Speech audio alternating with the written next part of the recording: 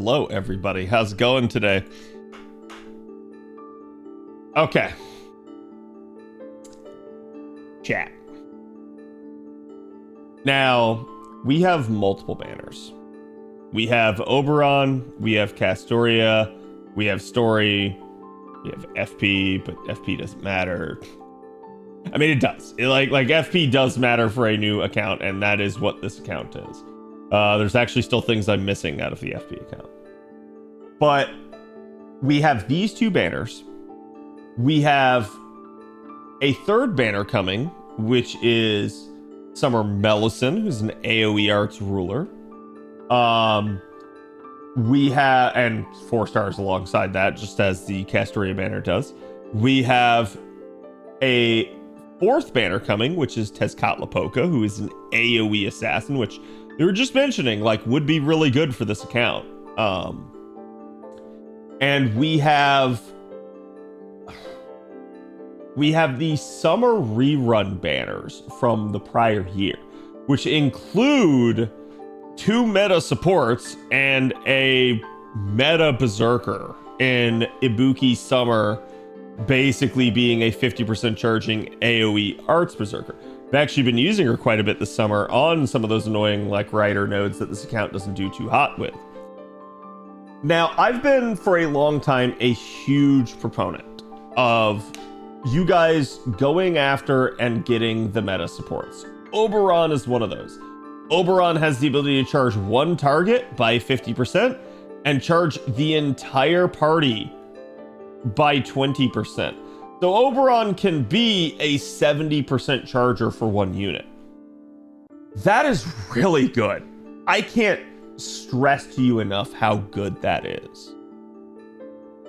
This is faced with Casteria Berserker being one of, if not the game's best, just berserker in terms of single target. She is single target arts. She has 50% self-charge and 20% targetable charge, which means she is a berserker that can give away charge, but she also can just charge herself 70%. Now, that makes it sound similar to Oberon. Oberon has a lot more utility than her in that regard. But what she has is she has solemn defense on her Noble Phantasm, similar to her caster form. It's not as strong, it doesn't scale as well, but it is a amazingly powerful party-wide protection mechanic that keeps people alive. This is on top of several niches that she has. Oberon, on the other hand, has a damage amplification niche that is second to none, basically. The only units that can outscale Oberon's amplification are usually units in extremely niche scenarios, like, oh, you're facing a node that is like anti-demonic and there's somebody out there that can like give a demonic power mod that's somehow even stronger than Oberon's amplification. That being said, Oberon is still good in any of those situations because Oberon is sort of omni. He works in every single situation that you can imagine. The downside is the one place that Oberon really struggles with is challenge content. So that is his fallback, and the reason why is because in Oberon's case, if you cannot kill the enemy, his third skill bricks the unit that it's targeting. So they have that turn to pop off and deal insane damage, but the next turn they end up bricked and they're unusable. They can't even be rotated out of the party. They can't be properly killed. So there's nothing you can really do. You just have to wait until they die. Oberon is the game's only 70% meta support. Every other meta support is a 50% charger. That is a high bar, and that makes this decision between these two exceedingly difficult. There is the possibility of choosing one of these other banners here. And the entire reason why I'm talking with you guys on this is so that you guys can understand not only my choice, but what some of the other choices are and why I'm making them and where some of the other choices might be good. Okay? Some of those other banners are still really, really good due to just who is on radar. If you are a new player account, you're following along with the series, and you get to this point and you see me deliberating so hard here, understand, you might not have these same banners available to you. You might not have the same choice or the same luck as me. That is perfectly fine. This is why I'm talking about it with you, so that you guys can understand why I'm making the choices and hopefully pick up on some of that mentality.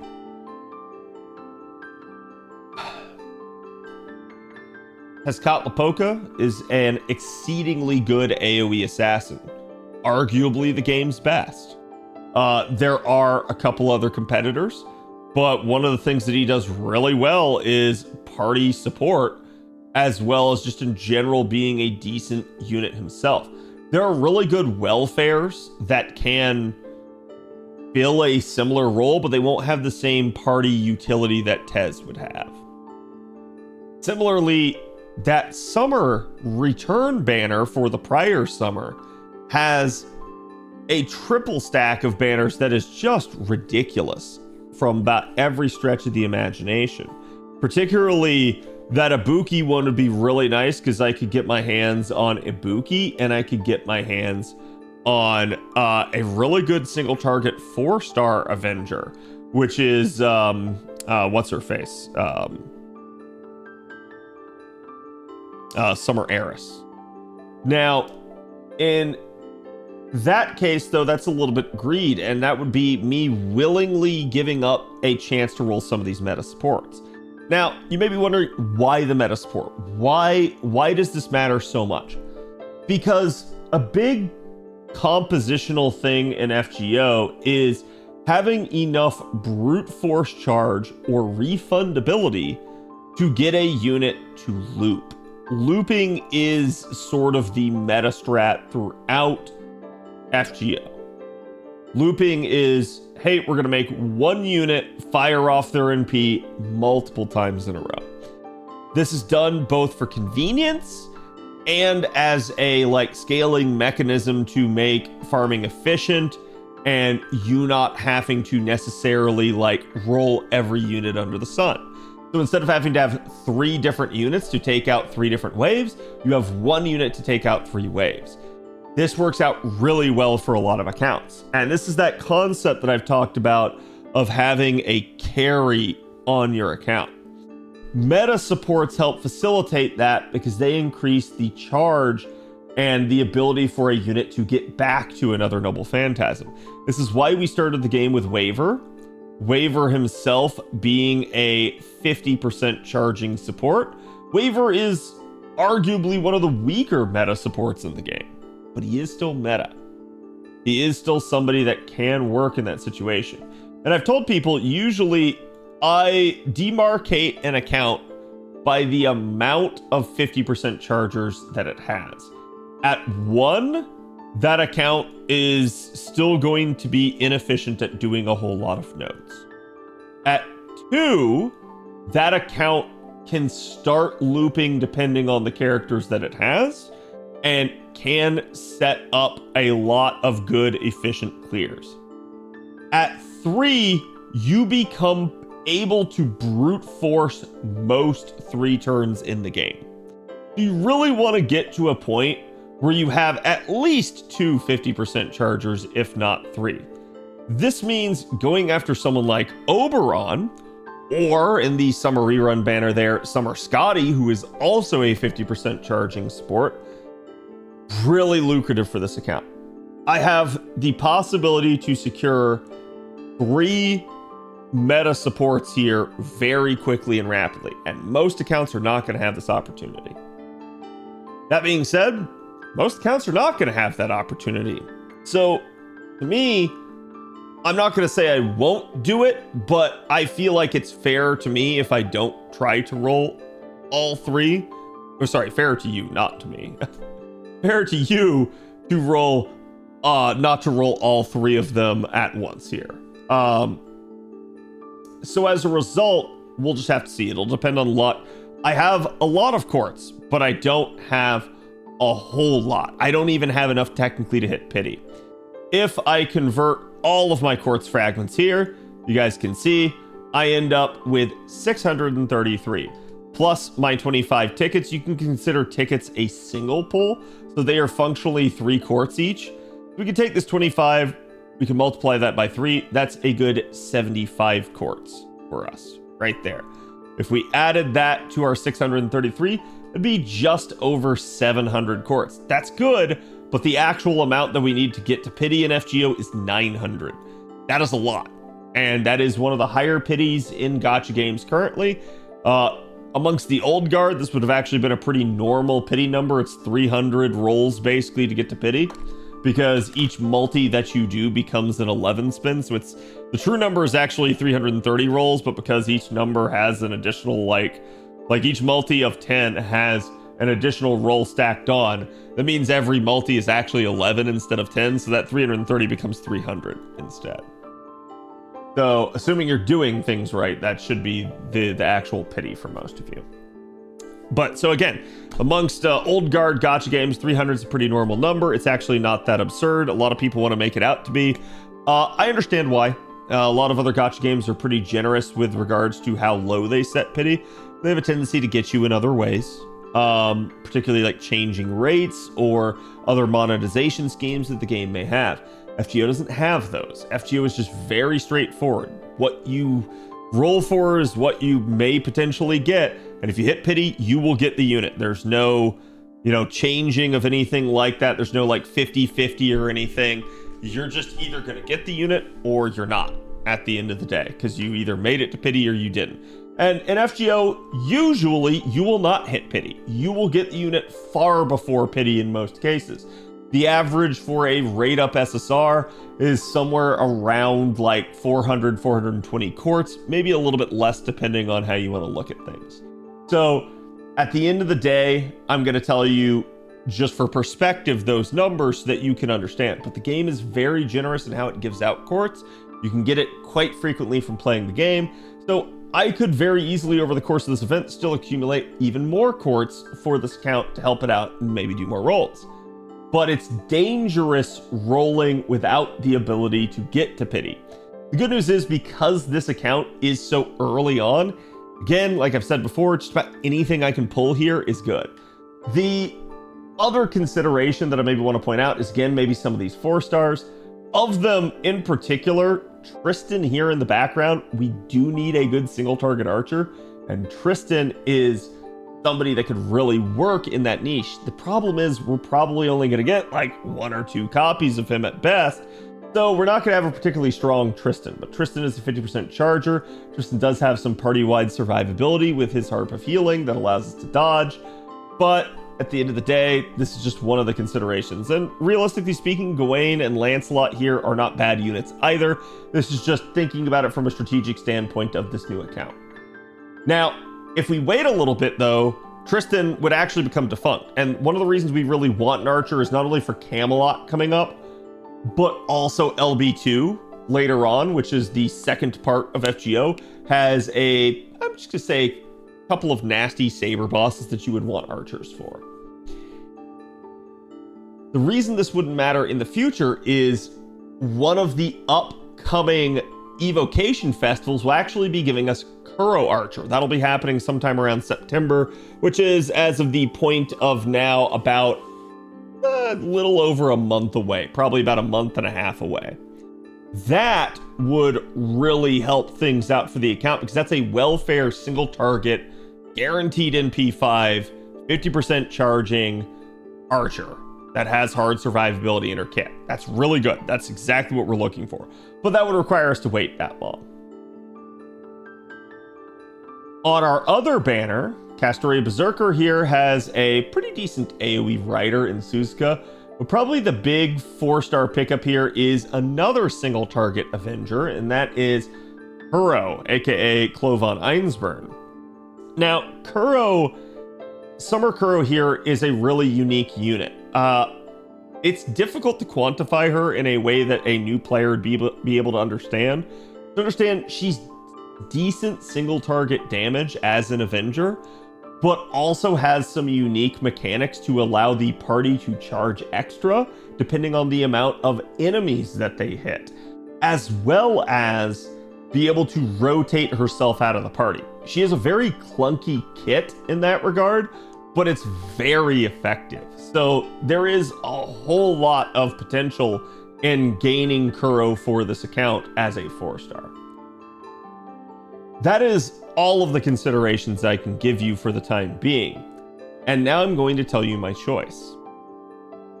I'm not going to roll Oberon for 2 reasons. The first here being that while Oberon is really good, a lot of you guys might not have that capacity to get him. Oberon is an exceedingly rare unit. Now, in that regard, that may scream, this is why you should roll him. The thing is, I talked about both the importance of meta supports, but I also talked about the importance of a carry. That is what this is. Casteria Berserker is, again, arguably the game's strongest, single target Berserker. And to a large degree, she would be in the running for the game's strongest single target unit. Her ability to charge herself, her ability to protect the party, is something this account does not have and will need. This will make her an effective boss killer for just about every single thing I'm going to come up against. Now, if I manage to get her, I will go to Oberon's banner and we will try to roll him. But for now, Casteria to me is arguably the better pick. If this were almost any other unit, the answer would be Oberon. This unit is exceptional at what she does. And as a result, and having a unit that basically can just kill every single boss I put her up against from now until pretty much the end of the game, that's not something I can lightly skimp on. So I think the value in gaining Casteria Berserker, oddly enough, both short-term and long-term, outweighs Oberon. Oberon is insanely powerful and insanely good, and he would be the next thing that I would roll here. But like I said, this account needs a high carry, and this account couldn't make as effective of use of Oberon in its current state. Particularly of concern, I'm a little bit worried about Oberon bricking some of my NP1 not fully leveled and skilled out units. And if that happens on this account, that is a death sentence for a lot of those units. For that run, particularly entirely. So we will try, we will see, but I cannot guarantee. So let's go ahead, let's do this, and let's see what we get. Again, the 4 stars here, really solid. That is at least a small consideration. But honestly, I really had to let this one come down to the 2 5 stars and which one I thought worked best. So it's rough. It really is. And I really want a Oberon for this account if possible. But I am a little bit worried about being able to use him so soon in this account. Problem is, you ain't going to be able to skill her. Actually, I will. That actually won't be the problem. Skill gems short term probably will be here, but I can get those pretty fast. The main concern is actually going to be being able to, realistically speaking, support her. I do have Shufu on the account.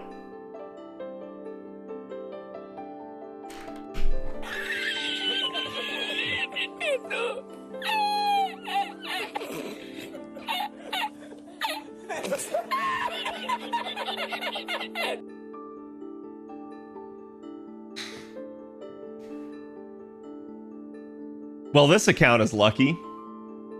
That is twice it has pulled an SSR in tickets. What'd you cook today? I ate my London broil again. So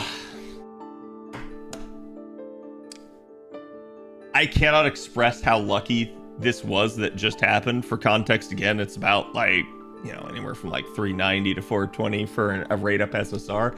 And I just pulled that in like 2 tickets.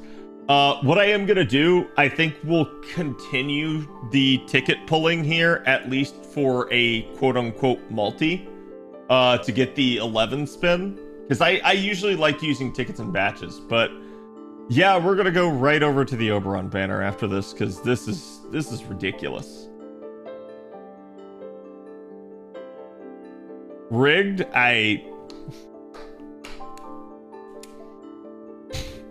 I cannot explain that, chat. But yeah, this does happen. The reason I'm saying, like, don't expect it to necessarily happen to you is because at the end of the day, yeah, sometimes you're gonna get lucky like this. This account has been exceedingly lucky. I can't deny that. But it won't always happen. The big thing that I can hope to prepare you for is that if you do not get the unit that you were trying to summon, it is not the end of the world. You will still get several other things from summoning, craft essences, other new units, name it. And every unit will have a return banner. This has been a proven thing throughout all the time of FGO. People have a tendency to be very short-sighted. They get like really upset when they don't pull the unit. But the easiest way to make sure you never get a unit is to be like, man, I didn't get this unit. Screw it, I quit. I'm never playing the game again. It's a marathon, not a sprint. You got to be persistent. Sometimes you're going to have to keep rolling in order to get the unit that you want. Oh, I got another Roma. But yeah, that is absolutely disgusting luck.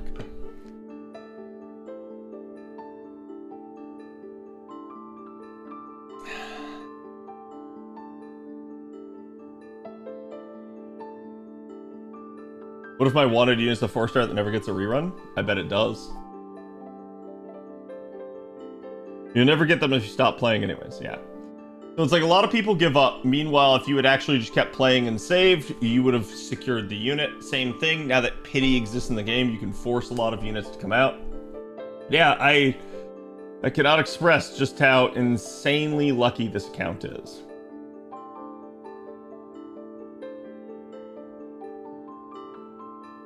How are you getting the bells? Pure prisms can only do so much. Pure prisms.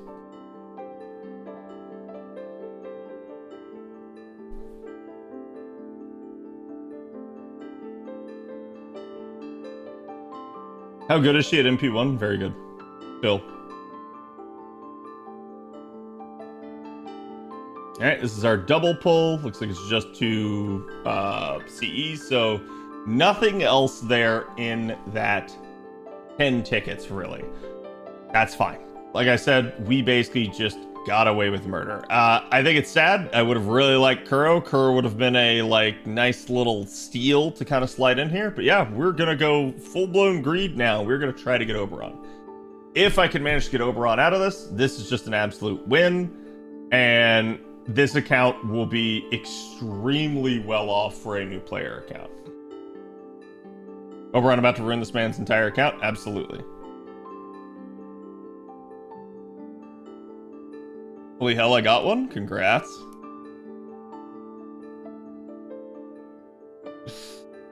Yeah, I can't help but feel like we made the right choice there, given how lucky that was. But dang, man.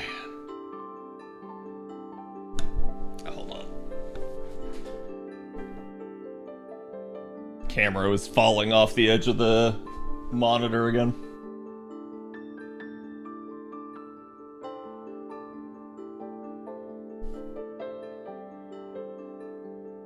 Extra class servants can't be double-sided, they will always be gold. Wrong.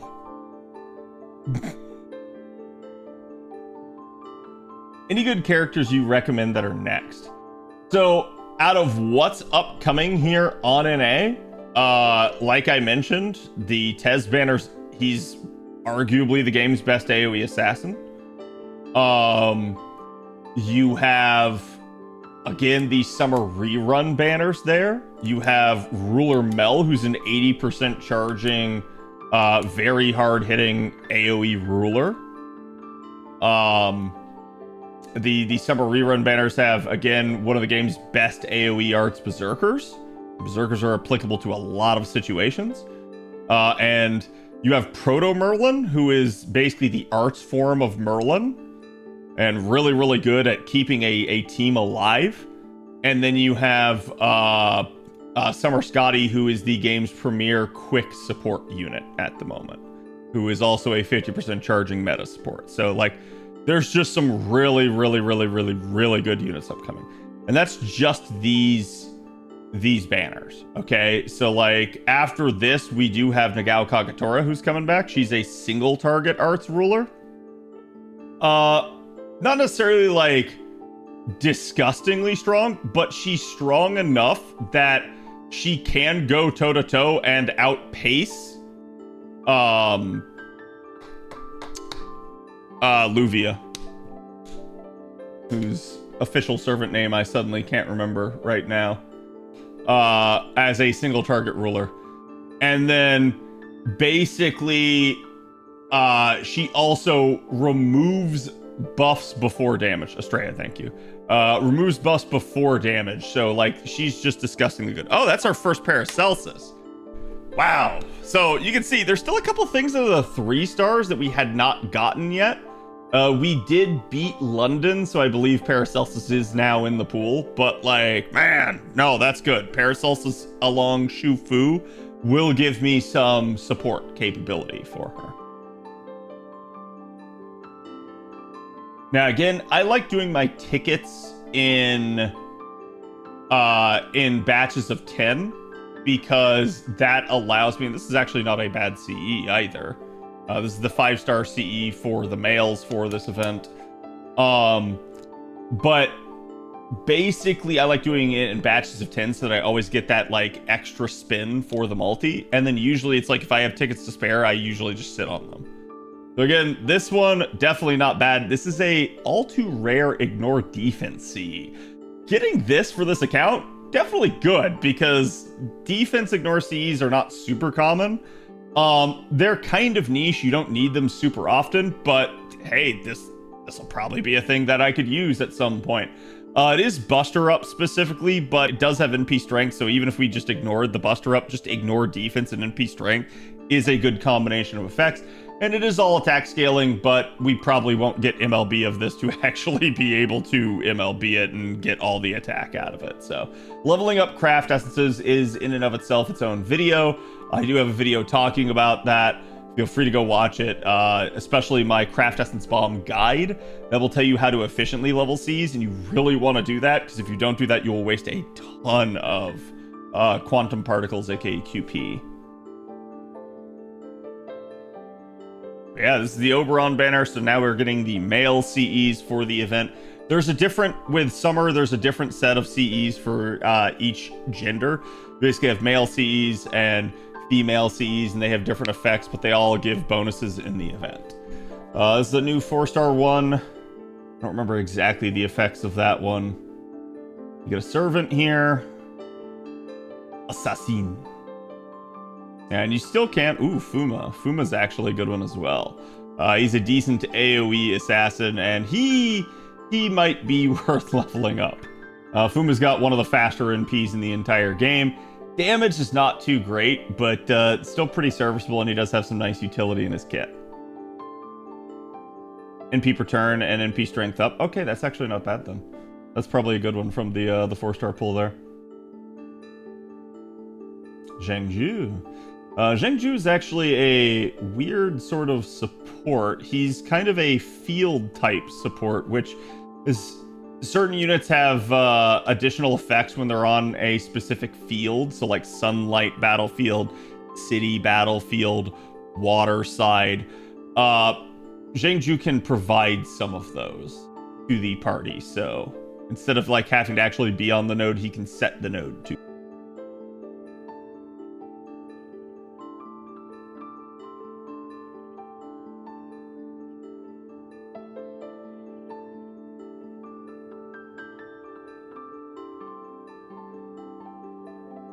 So again, Fumakodoro, it's just a 3-star, but he's still a pretty decent one. you'll see there are some decently serviceable picks out of the 3 stars and stuff like that, that they're a good thing to pull. So that is a multi. Again, you can see whenever you're doing multis, you're guaranteed 1 4-star card. A lot of people mistake this as you're guaranteed a 4-star CE. This is not true.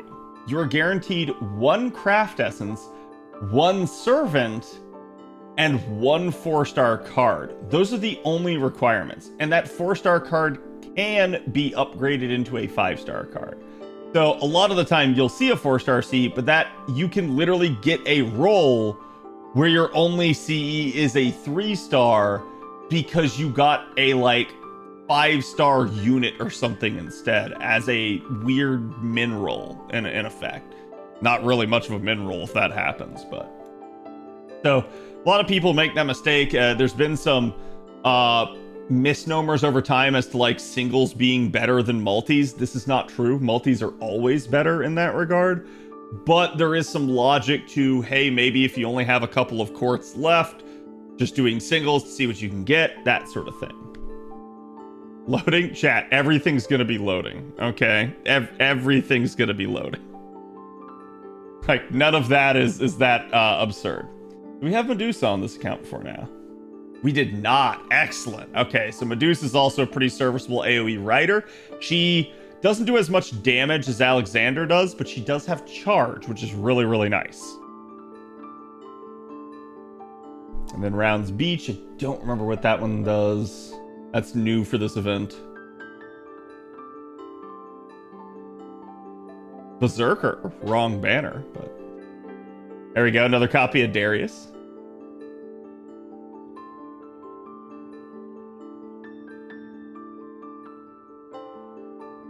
There is still 1 3-star that I have not seen that is getting almost like my main account. He is getting very annoying and not showing up right now. And if you know, you know, chat.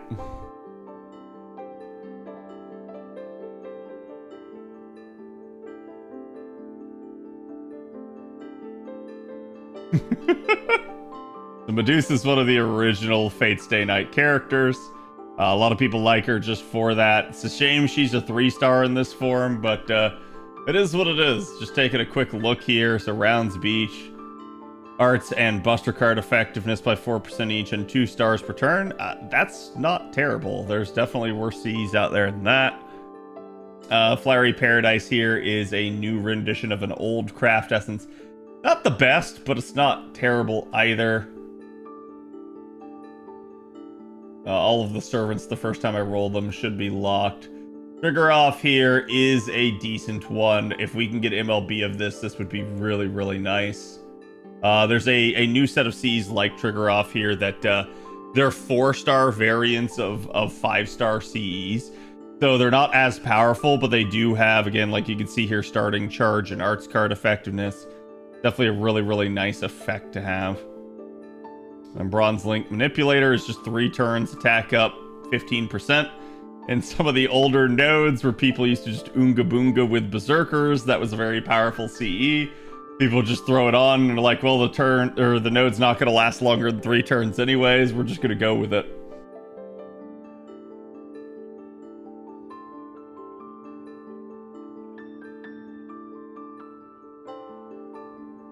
A little bit of a pause there. It's a servant. See what this is. How I can... Oh my god.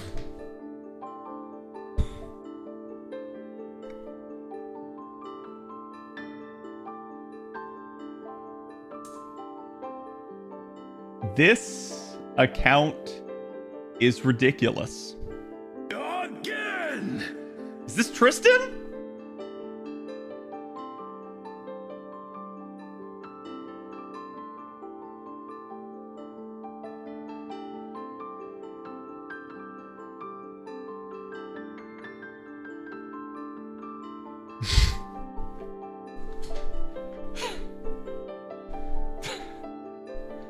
This account is blessed? It is. I mean, it doesn't have something like a K-scope or a Black Grail, right? But, like, this is getting really good in terms of, like, what you could start out with as an account.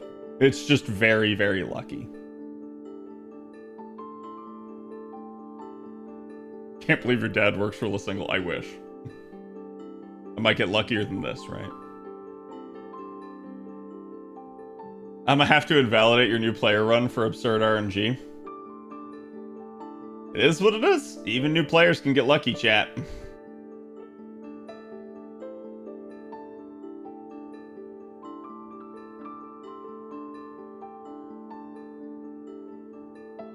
So Oberon's a weird unit. He's a particularly story integral unit to LB6. So as a result, if you do manage to acquire someone like him, you can get him, you can level him up, you can upgrade all of his skills, but you will not be able to unlock his third ascension until you have done the story. What does that mean? It means you can still put him through the third ascension, but you won't get the appearance for it. The appearance is locked behind other stuff. Will you roll more Artoria copies? I mean, there is like that temptation, but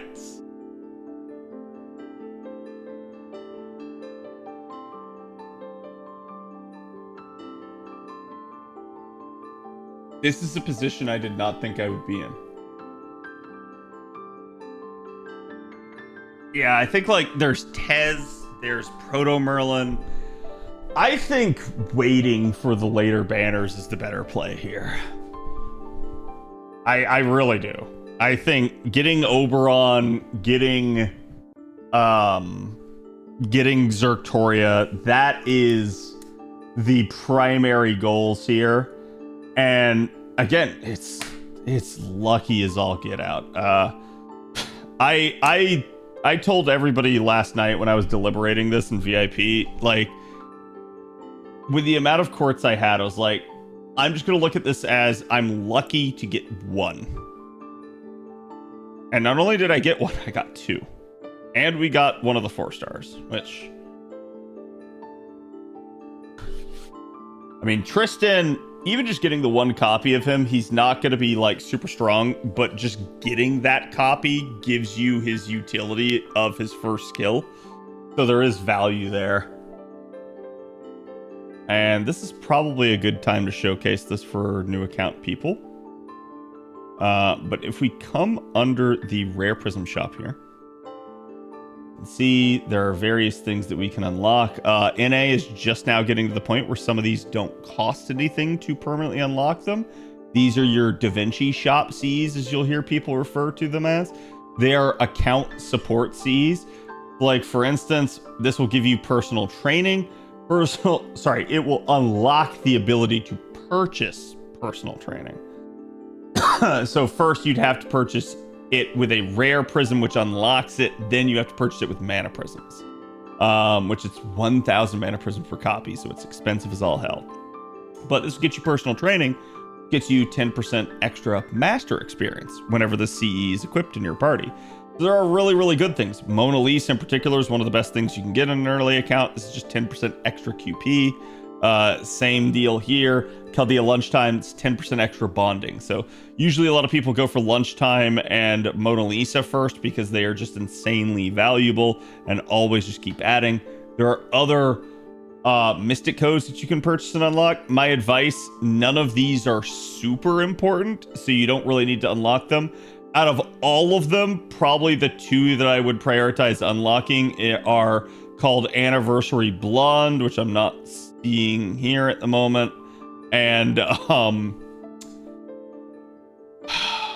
the other one is Fragment of 2004. Those 2 mystic codes are really, really, really, really, really strong. And you have your monthly items, just like you do with the Mana Prism shop. Crystallized lore is usually what I go with, but there is some value to the bond lanterns. This is one of your only ways to get bond lanterns outside of like events and stuff that show up. Story completion will give you some of these now. That is a newer addition to the game, so newer players won't have as dire of a need for bond lanterns as some veterans do that have been playing the game for years. This bond lantern is the only way to increase your ability, and people call it a bond grail a lot of the time. It's the only way to increase the bond capacity beyond bond 10 for a unit.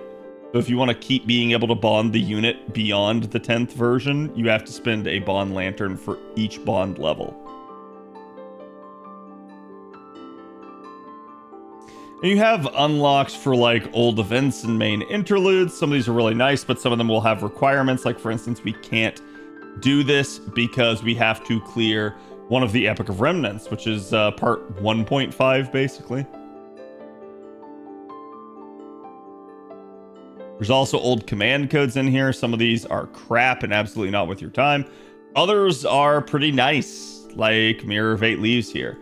It's kind of up to you to determine. Whoa, it almost tried to purchase there. It's kind of up to you to determine. Here's Fragment of 2004, so this would be a good one. Like, again, I could purchase this, unlock it, and have it. But there's one thing I'm really looking forward to.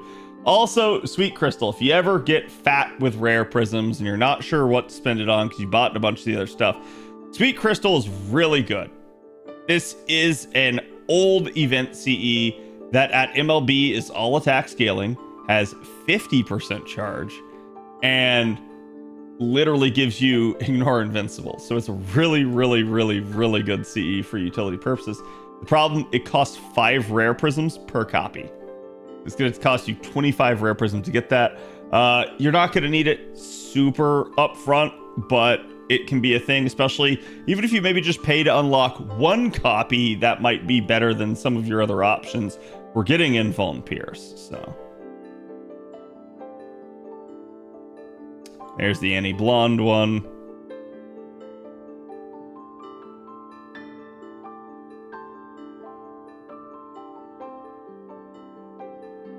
There's one thing in particular that I'm looking for in here. This one? I think it is this one. It's the 2019 one. I see it right there. So this is going to cost us 3 rare prisms. And what we've done is we've exchanged for it. This is going to allow us to pick a commemorative craft essence from one of the old Chaldea Boys events. There are a couple of other old Chaldea Boys events, so make sure you get the right one. On NA, this is 2019. On JP, it is 2017, depending on which server you're playing on. So the 2019 one here on NA is going to be what allows us to do this. We're going to back out. We're going to go up here to exchange ongoing events, and we should see it now here. So we can only get 1 copy of a craft essence from here. Now, there are some actually pretty good old CEs in here in some of these cases, like Conversation on the Hot Sands. This one, at the time that it came out, was actually considered to be one of the game's better CEs. Not so much anymore, due to Star Gather Rate is not as big of a deal since we have way more ways to kind of soak stars to people, including just flooding the entire party with stars. But the big one here is actually this 4-star CE called Outrage.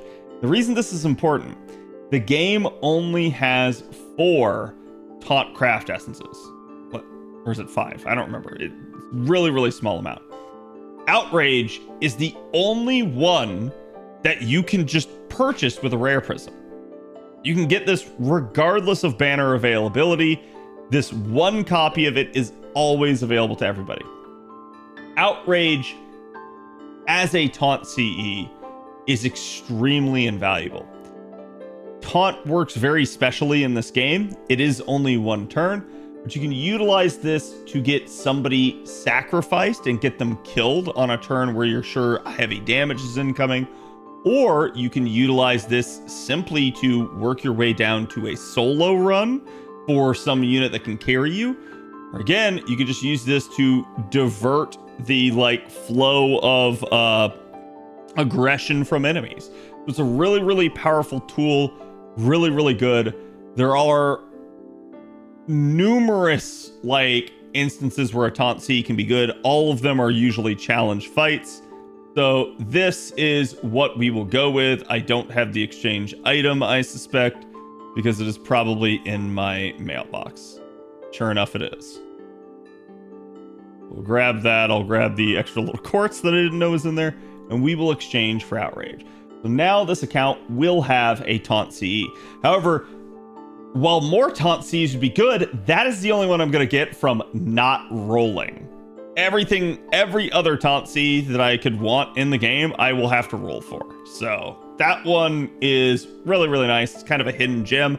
A lot of people don't know about it, but it's a really, really good one. And I do have a video talking about this exact subject.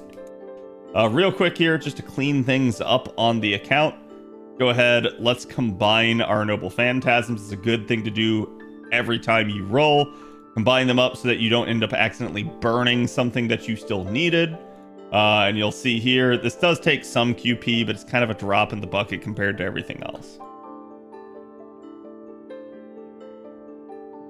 Looks like Romulus has a couple copies we can do here. This is actually making Romulus a pretty decent option for us.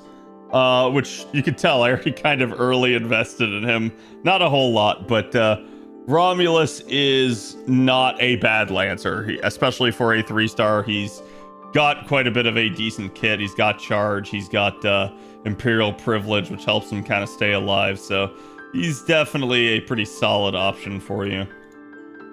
Hector, on the other hand, is a little bit more of a like farmer and kind of slight party support unit here. You'll see, like, sometimes you just end up really getting units and really not. Meanwhile, we rolled Faber right at the beginning, and I have yet to see another copy of him. Okay, so all of that should now be burnable. In general, and this has changed over the years, but now the first copy of every unit you roll should be automatically locked. That was not always the case, particularly with, like, 4-stars and stuff. So there were some very unfortunate events. But you can see here, it's like, okay, everything else, if it's locked, it's going to be grayed out. I can't even select it to burn it. All of these aren't, so they are just freely available, which means that they must be units that already have it in P5 because there's nobody else to combine them with. So they are an easy burn, and that just allows me to kind of clear out my inventory pretty quickly. Okay, so that's done. We've done that. Now let's start going to look at the skills. Now, skill priority is one of the hardest things to do in FGO. It can definitely be difficult because you're like, oh man, hey, you know, this is good. I have the materials. I should just level the skill. Sometimes you want to prioritize certain things more than others. So it really does depend on what you're trying to do. A lot of it depends as well on just knowing the unit and knowing their skills as to like what they can get away with, what they're good at, and so on and vice versa. You can see that this account is just like, got a problem. There are way too many, how should I put it? Like, way too many units of the caster variety for this account that need to be leveled. And so there's just an immediate need for those resources. This happens to so many new accounts, particularly with casters. Casters are often a very, very problematic thing. So what I'm going to look up here and show you guys is, hey, look, it's Fandom Wiki. And Fandom Wiki is a great resource for you guys. I'm going to keep hammering this home for you. But at least as the current point in time, Fandom's been getting a little bit worse over time here, but it's still pretty good resource. So usually they'll keep things up to date. If not, you might have to go down to the all events button to see. But you can see this is the current event active on NA. I can come in here and I can just come up to the summoning campaigns and find the new units this way. Also, if they're doing things appropriately, it might just be listed on the front page, or you might just be able to like search for it in the search bar if you know the unit's name. So in this case, we're coming in, we're looking at Casteria Berserker. Why? We want to see what the skill effects are for each of her skills, and that will help us determine what to prioritize. So naturally, things like her self-survivability and steroids seem really strong. But what if I told you that one of the best things that a unit can get is charge? So something like this, I can see it's a base 30%, but if we can get this skill all the way up to 10, if we can lower this skill, we can get 50% charge off of this. Simultaneously, this second skill here is base 10%, but goes all the way up to 20. It also affects her NP gain rate here. So there's value really in leveling all three of her skills. They're all good. They're all either charge skills, skills that affect her looping capability, or skills that just affect her overall damage capacity and or survivability. Skill cooldowns shouldn't be underestimated in these circumstances. So getting her self-steroid that is also her self-invincibility of 1 turn on a 6-turn cooldown, getting it back faster is probably good, right? Especially if we know we're going to be taking this unit into challenge environment. So that's one of the big things I think you can do to really help out your account.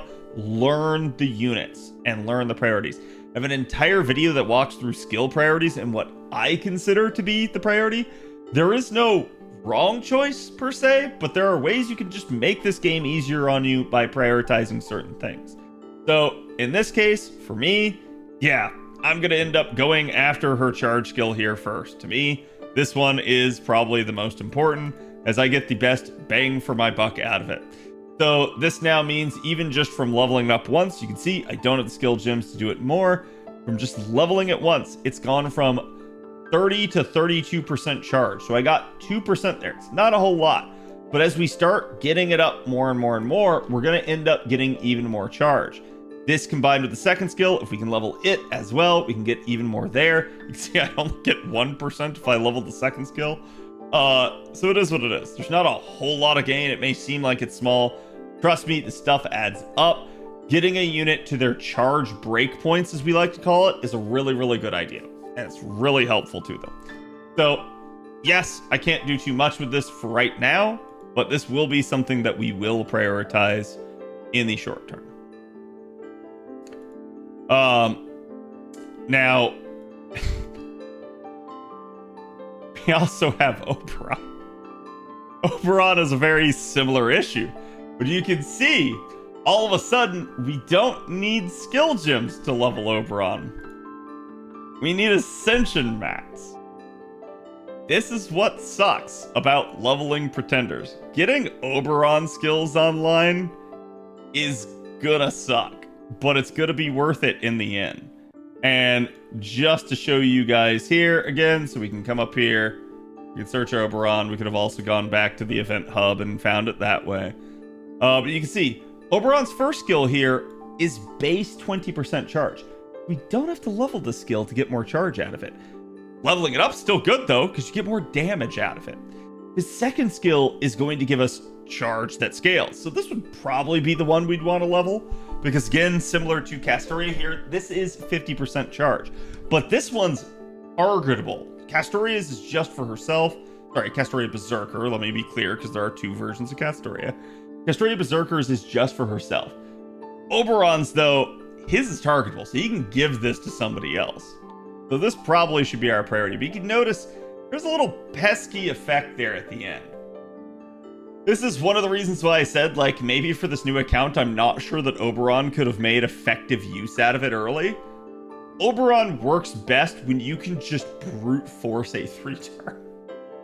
Because when you can brute force a 3-turn, you can use this 50% charge skill on the 3rd turn, and then this delayed 20% drain happens after you've cleared the node, so you don't care. So it's a way to just completely offset the demerit and just not actually like matter with it.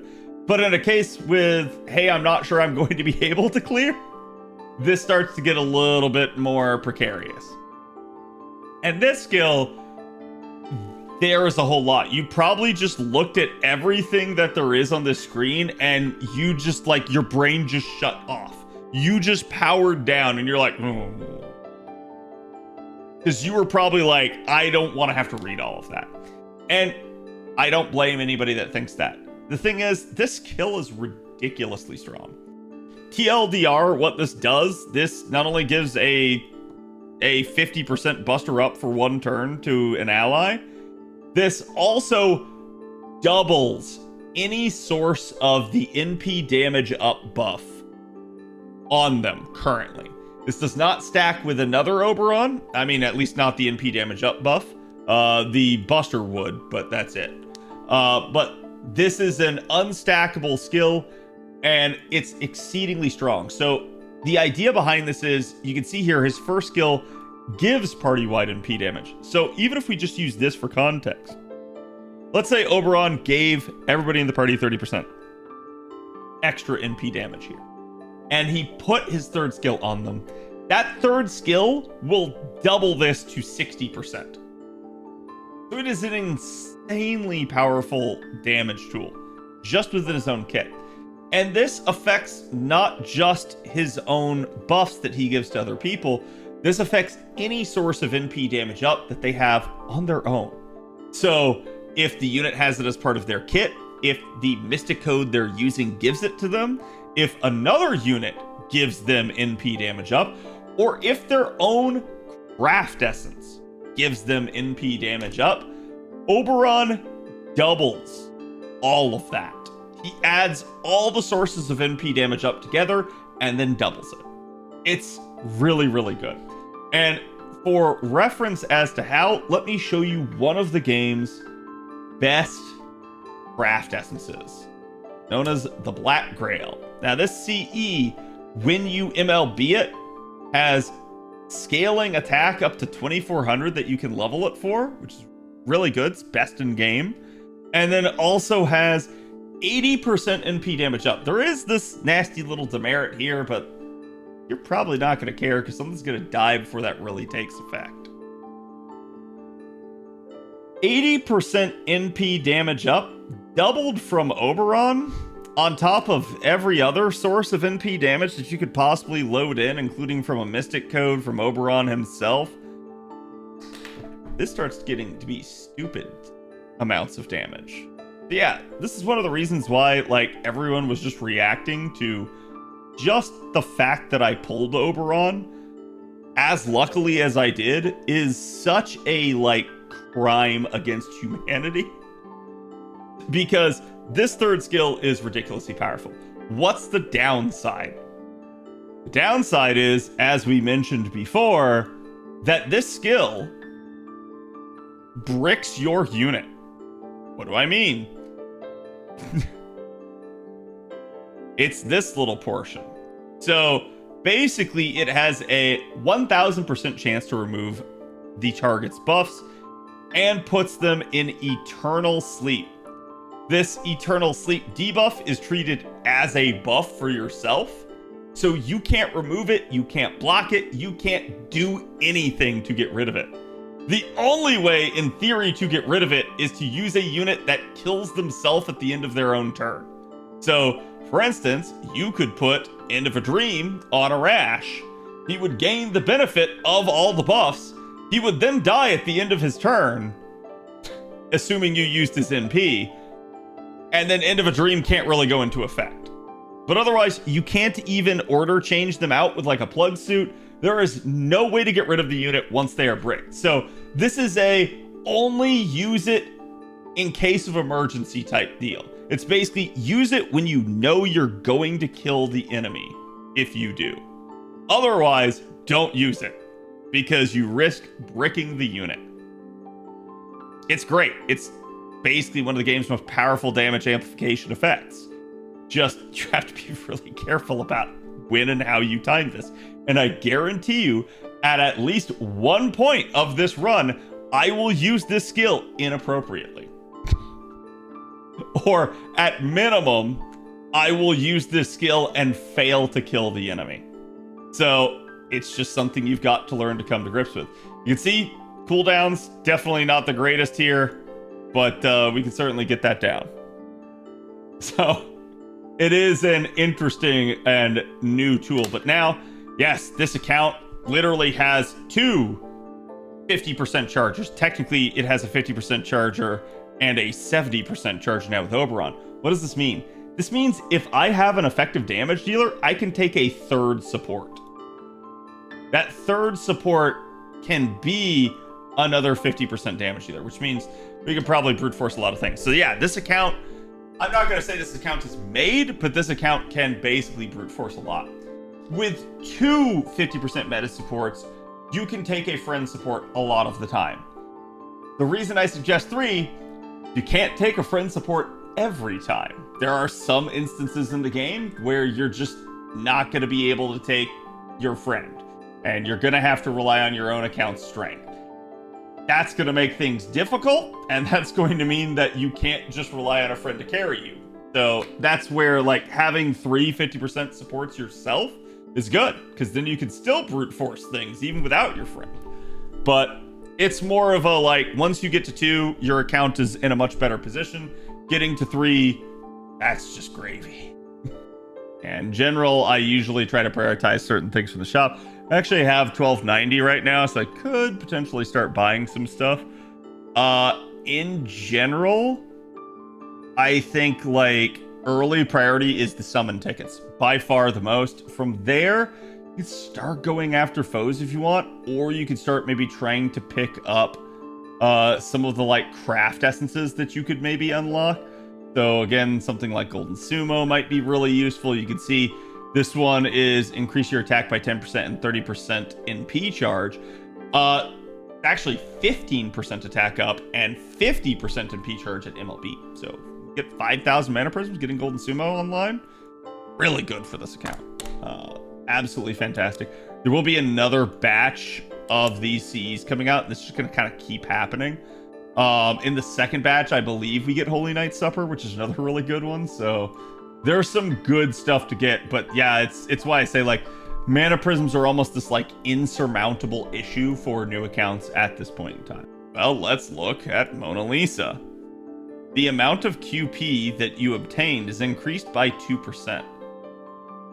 Fun fact, if you MLB Mona Lisa, this becomes 10%.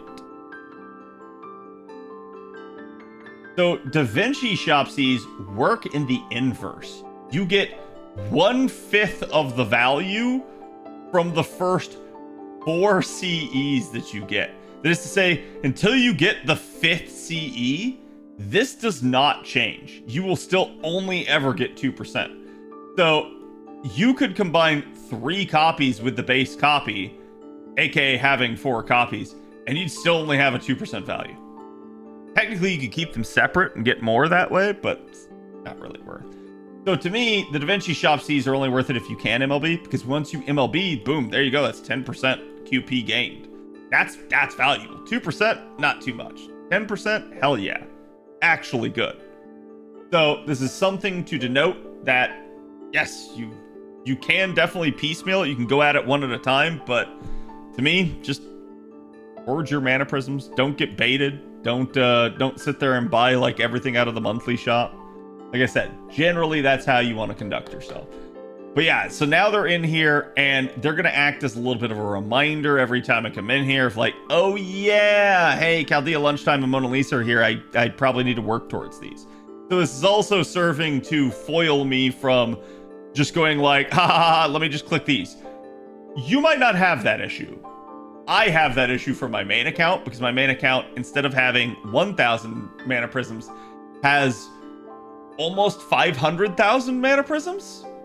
So anytime I see button monkey brain activate and I click, you're not going to have that issue,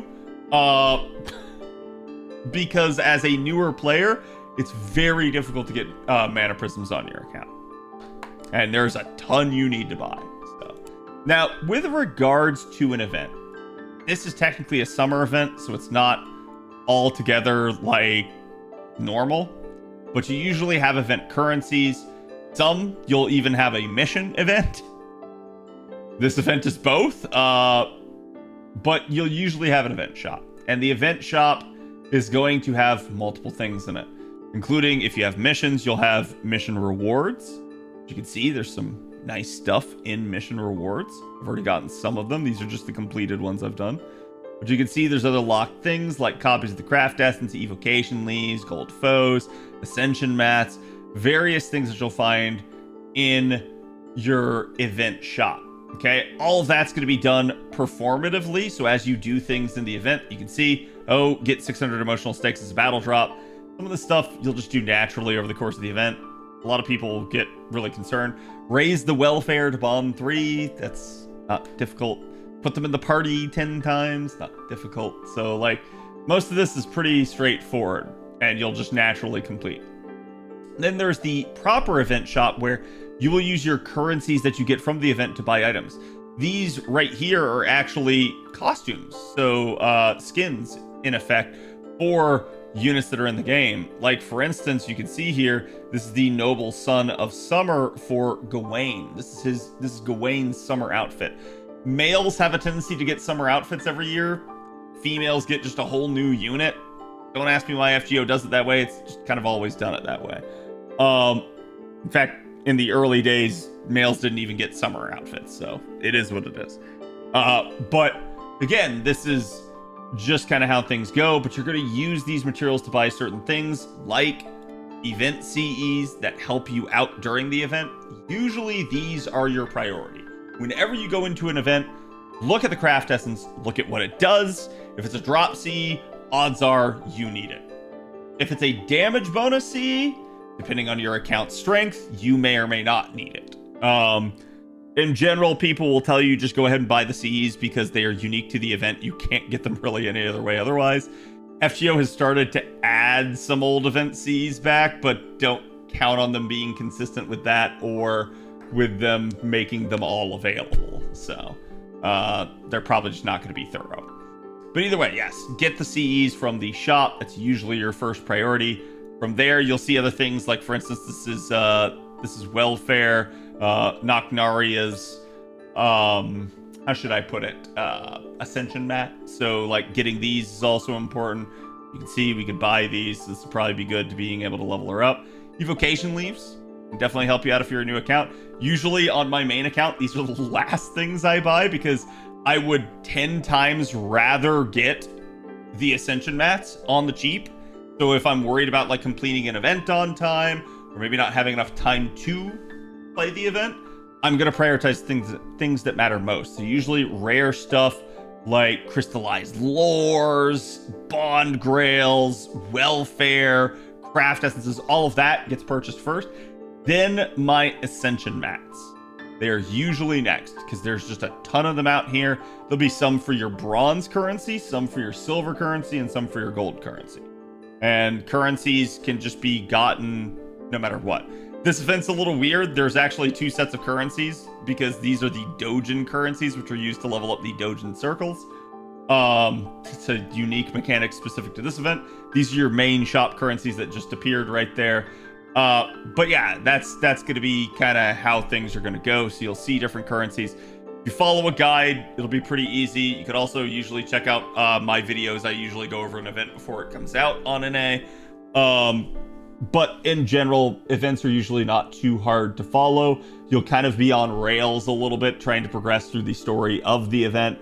I recommend reading the stories to events. They're not phoned in. They're always like actually pretty interesting because that is the main attraction of FGO.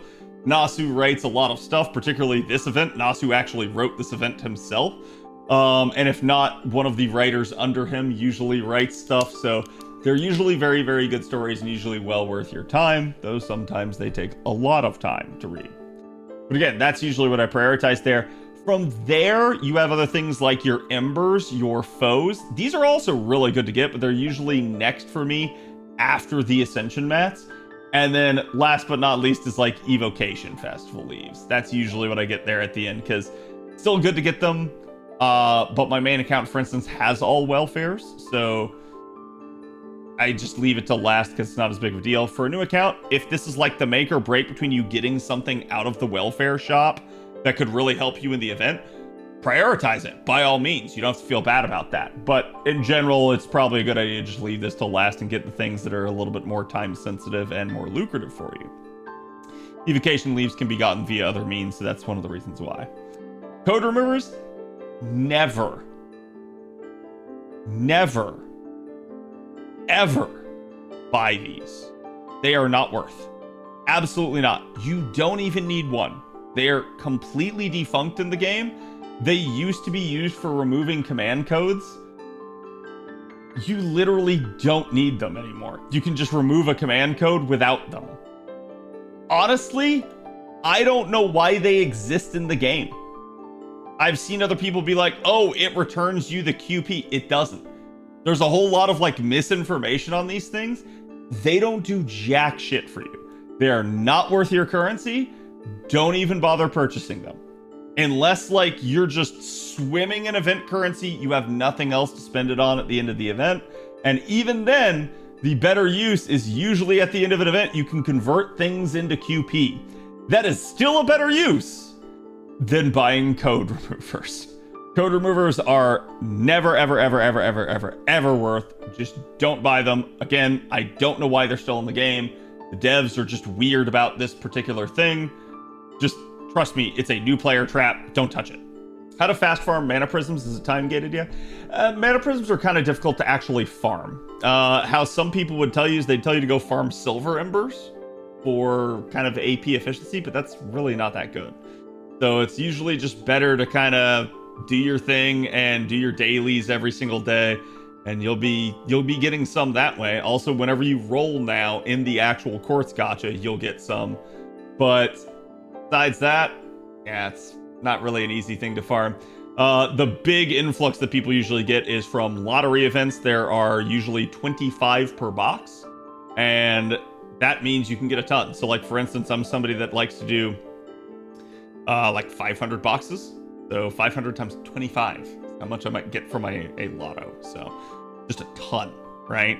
Compared to however much I might get from some other thing. So it gets difficult though. And you just need a ton. So to me, mana prisms are actually one of the biggest complaints I have in the game right now. And I think the devs need to do something about it for new players specifically. Because us old veterans, we have absolute butt tons of them. We have everything purchased because we purchased it as it came out. And we're still sitting on hordes of mana prisms, whereas new players have nothing purchased and need to purchase everything in order to catch up. Next lottery is winter. We usually get 2 lottery events a year. They have a tendency to be summer and winter, though there are exceptions to this. For instance, the traditional timing has actually been after anniversary, which is kind of fallish, and then the actual Christmas event. We do sometimes get summer ones, and we do sometimes get spring ones. But usually the general thing is 2 per year. So, and the Christmas one is almost always one of them. But we did accomplish all of our goals for stream. I walked you guys through the new player account. We literally got to roll. We got to do the event. And I cannot explain how lucky it is. Again, thank you guys for all the support, and I will see you all for the next one.